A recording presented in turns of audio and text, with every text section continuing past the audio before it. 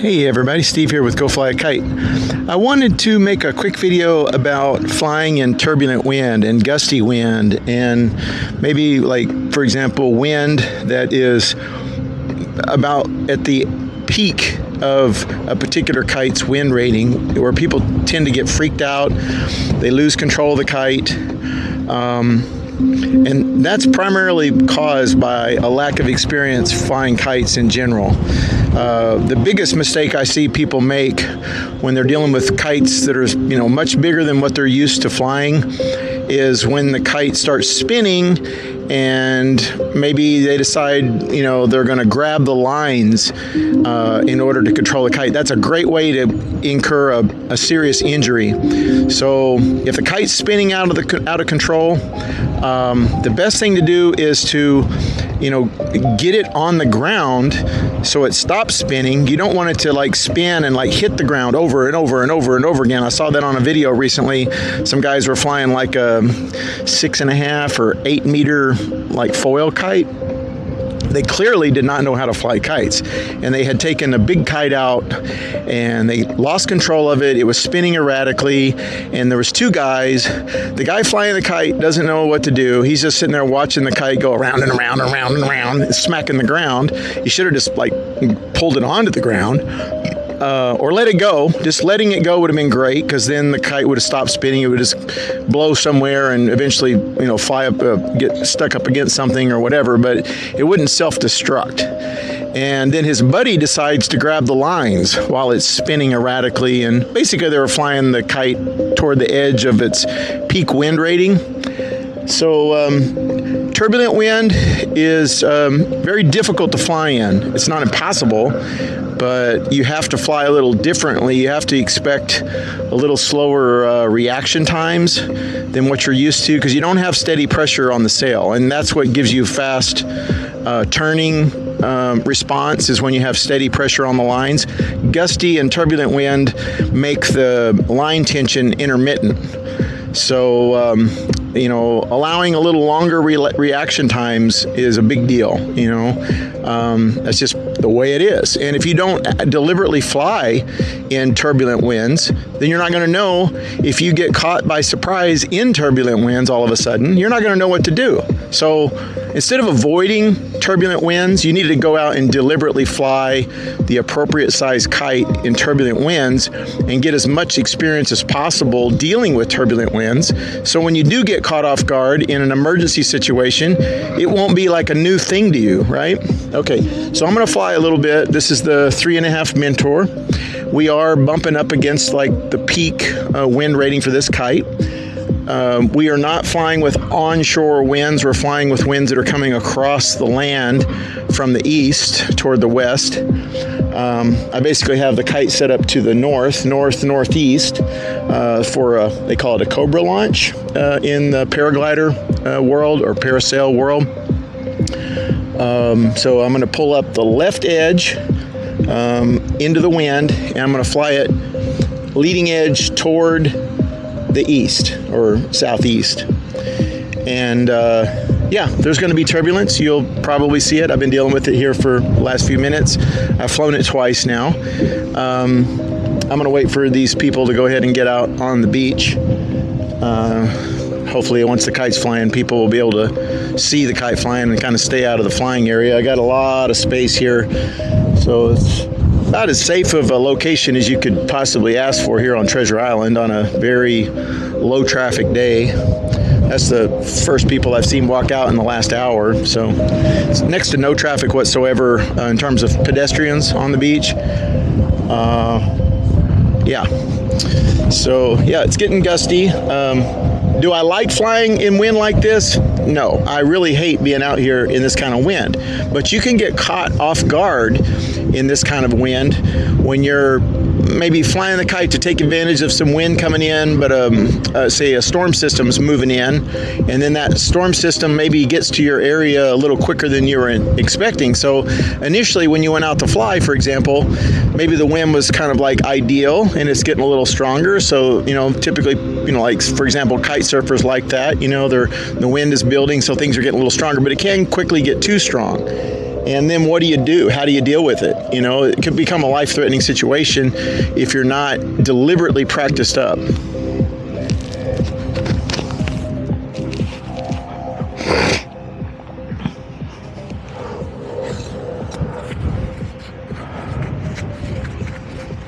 Okie dokie, here we go. So I'm going to pull on the left edge first to get that started, and it's not inflated, so it's going to not really respond. It doesn't have any lift until it's inflated, so it's going to kind of stall and fly sideways at first. I might not even have a successful launch, but once it's inflated, I'll have a lot more control over it. So watch. Okay, there we go, there we go, there we go. Pump it, pump it, pump it, inflate, inflate, inflate. You can see it getting a little more control, a little more control, a little more control. Turbulence is hitting it, a little more control, a little more control. Now it's inflated, now it's inflated. Right now, we got full inflation, okay?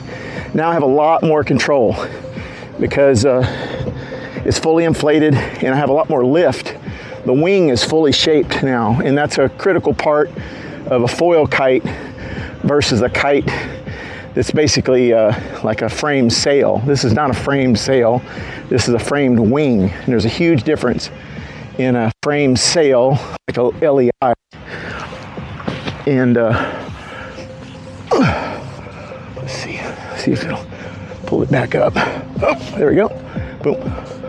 Okay, so we're up. Let's fly back to the edge, and let's try to spin it and get it untwisted. Oh, I think that's a little tighter, so I'm gonna go the other way. There we go. There we go. So this is like edge flying, deliberate spinning wind. The wind around the building right, kite, and it's swirling. So it's going to try to blow the leading edge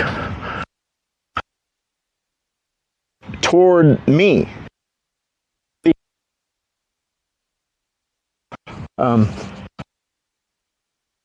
Can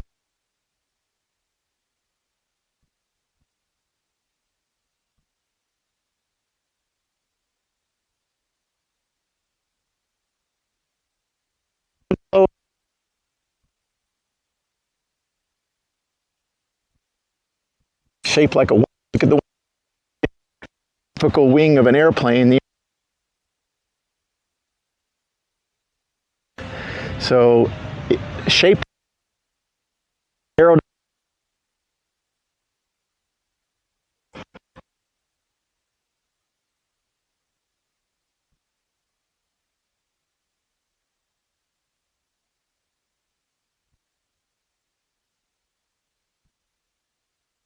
up. So that's a sail.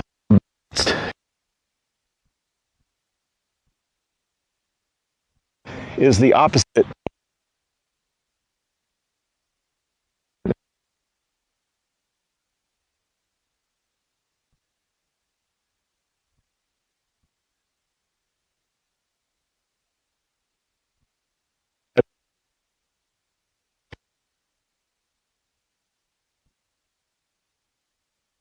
See what happens.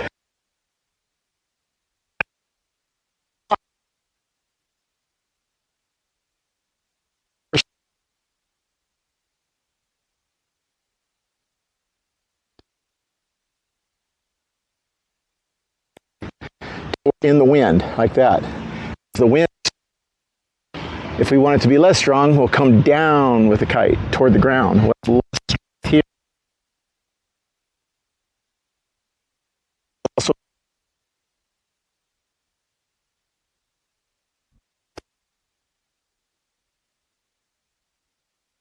and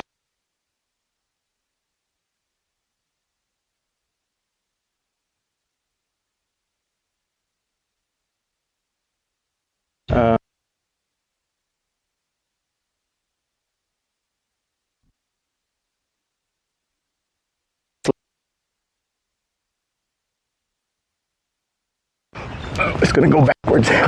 Okay, so that's truly the edge of the wind window right there. I'm going to pull on the line, try to pull on the right line a little bit, left line. Okay, there we got a stall going right there. That was a pretty good relaunch. Okay, so the turbulence is kicking my ass. But if you imagine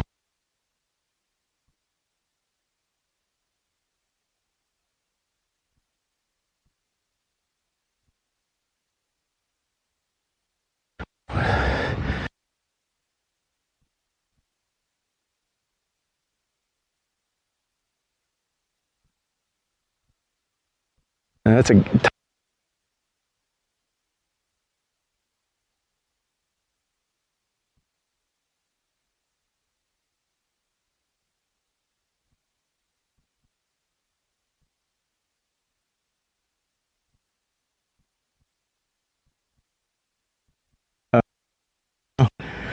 across the middle. Your power zone is probably about 20 or 30 feet off the ground, the center of your power zone, and then down.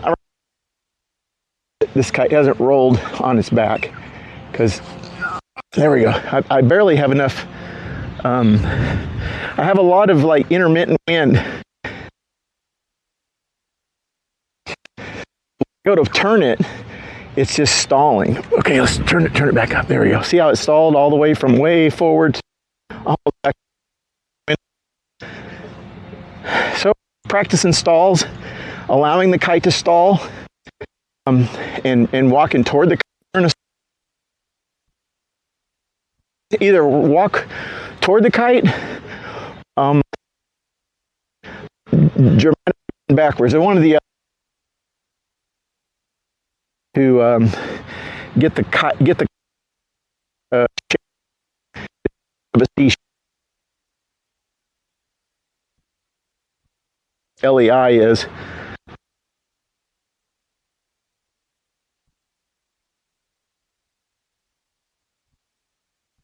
fly a bucket. Look at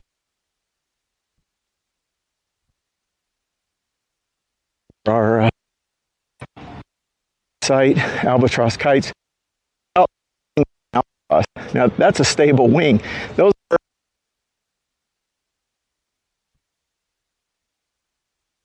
there for hundreds of miles because of how efficient they are.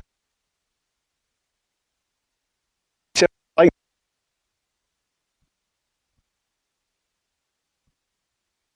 it's not a bucket. It's spread out.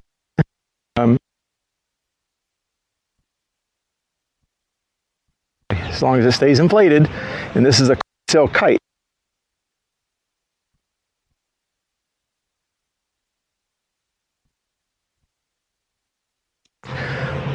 Next to nothing, running over it, just enough wind to held its shape pretty good.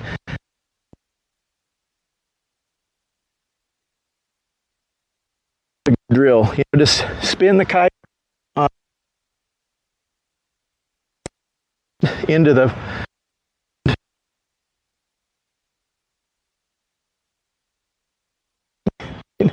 just if you're not just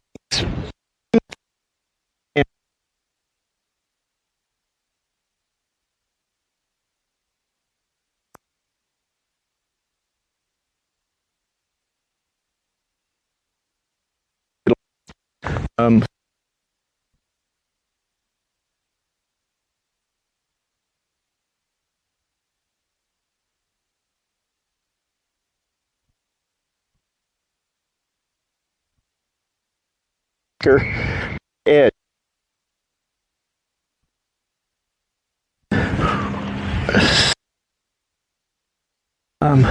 Spinning the kite, a moving kite,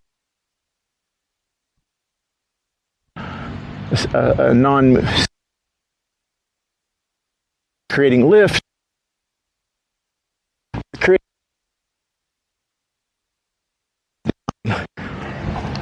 There we go. There we go. See that? I spinned it.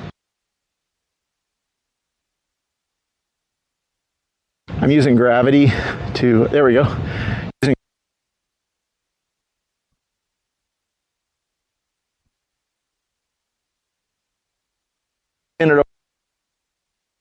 If I have pressure on the kite, then I should spin it down like that.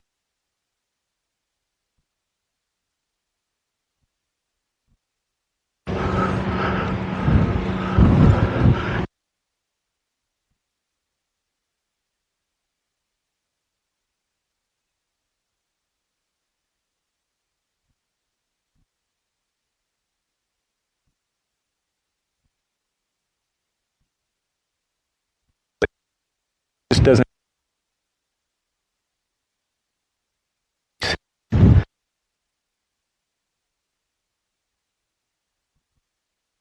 Okay, I'm gonna get my steak.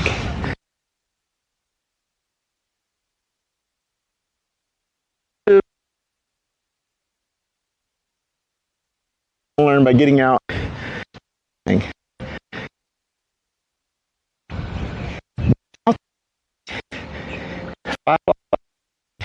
It's just driving. I mean, if you take kiting seriously, think of it as a useful skill, like driving.